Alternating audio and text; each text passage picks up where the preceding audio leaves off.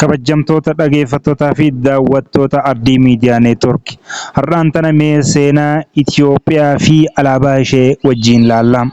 Nu faana tura. Warri gara Ardii Miidiyaa Neetwoork haaraa dhuftan subscribe, like, share gochuudhaan maatii keenya ta'uu keessan mirkaneessaa. Yaada qabdanis koomentii jalatti nu barreessaa. Share gochuudhaan facaasaa.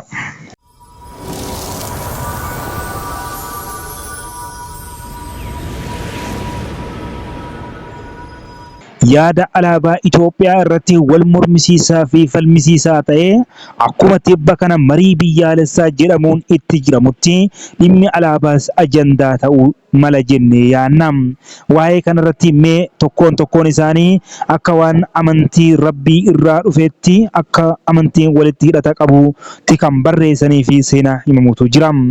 Kanaanis wal qabatee waan jiru ka ilaallu ta'a akkasumas nu faana tura.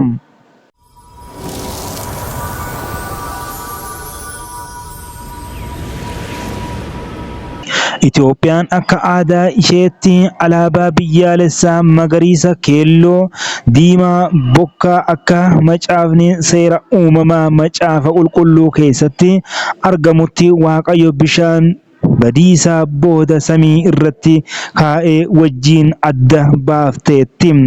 Alaabaan ofii isaa jalqaba empaayireera osoo hin hundaa'in dura halluu sadan sana agarsiifamanii turan. Minilik lammaffaan onkolleessa 1897 alaabaan isaa sarara keelloo irratti qubee jalqabaa maqaa isaa qubee Amaariffaan barreeffamee qaba ture.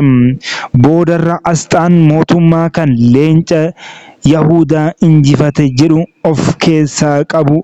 Leenci ulee fannoo gubbaa irratti roobuun halluu biyyaalessaa sadan qabu qabatee alaabaa irratti moggaasee kaa'ee ture.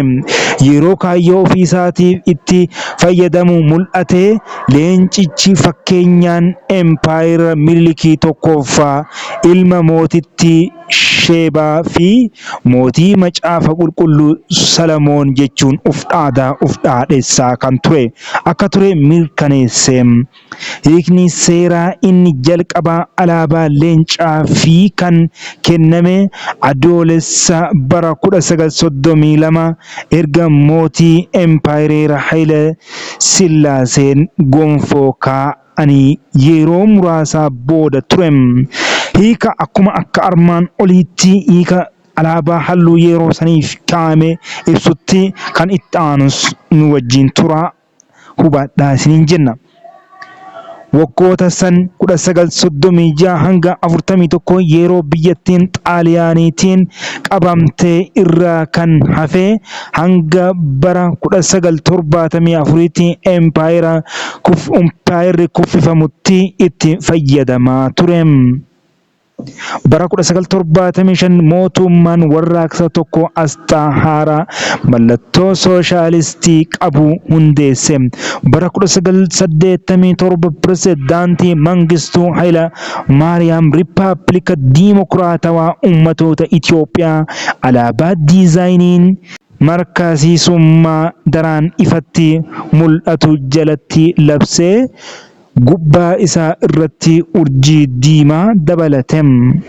Finciltoonni bara 1991 sirna isaa kuffisan.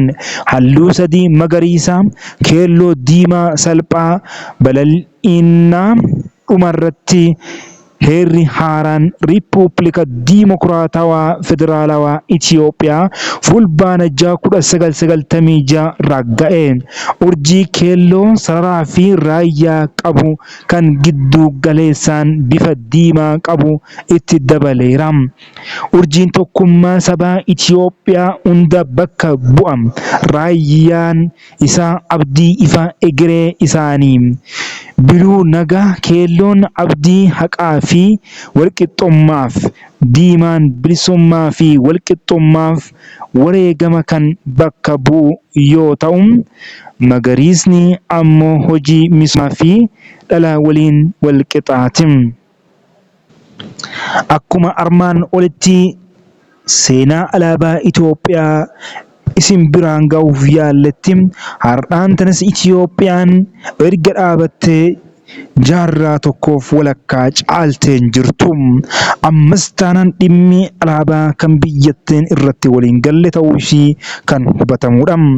Ammayyuu taanaan marii jiru isa dhugaa fiddanii akka maratanii lammiileen biyyattii akka irratti walii galluu fi walii galtan feena. Biyya waloo qabaatuuf biyyattiin ammoo amantii garaagaraa fi saboota garaagaraa qabaachuun isii eenyu jalaayyuu kan dhokatee miti.